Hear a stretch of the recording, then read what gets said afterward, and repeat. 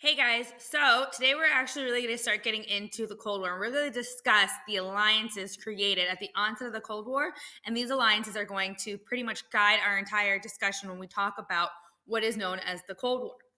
Okay, so first and foremost, let's really talk about the fact that Russia and the United States, you have to keep in mind, were alliances. They were BFFs right when World War II ended. Okay, they kind of helped each other out. They were the two major superpowers that came out of World War II. Okay, that's actually your first vocabulary term, superpowers.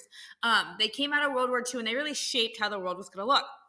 With that being said, Russia began to take over a lot of these countries in Eastern Europe, all those countries kind of East Germany or East Berlin, and then further east, began taking over the governments and instilling communist rule. And this was to basically protect Russia. And if you think about it, it's kind of weird because it was to protect Russia from another invasion.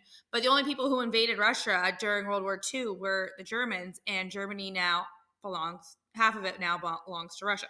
So just a thought. Germany is going to be split into four. Remember, it's split into four areas from the Potsdam Conference, in which Russia receives, or the Soviet Union receives, the Eastern Bloc. Okay, the other three blocks, North, West, and South, are going to go to the West. So that's why it now becomes West and East Berlin, or West and East Berlin. With that being said, this is going to be how the Cold War, basically, that's another vocab word, how the Cold War really just kind of starts taking place.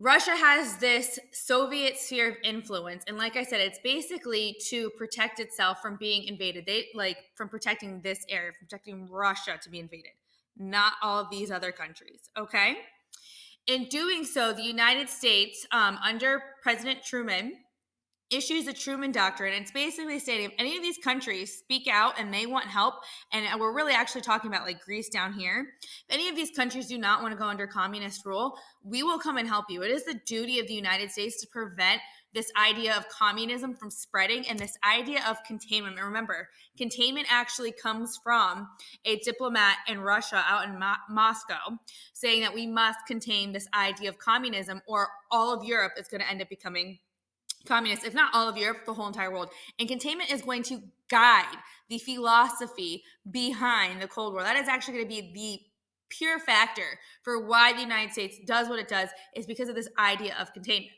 So, Secretary of State Marshall heads to Europe and he comes up with a Marshall Plan. And when the Soviets did not, and their satellites, all of these small countries, did not attend this Marshall Plan, did not attend this conference, that basically began this huge divide. So now you have West Germany really becoming industrialized, really gaining a lot of money, whereas East Germany kind of is not. And that's going to lead to the onset of what is known as the Berlin Wall or the Iron Curtain. It's now officially going to geographically separate the East from the West. To further separate the East from the West, you're going to have the onset of the North American Treaty Organization. And this is all of these countries in blue, along with Canada and the United States, and they are going to form an alliance. And this alliance is basically going to be counteracted by the West, or by the East Warsaw Pact. And that is how the Cold War really starts. It really just starts over the West being afraid of going under communist rule, and the East basically, and Stalin kind of just wanting to have communist rule and fear, and have this constant fear of foreign invasion. So there you go.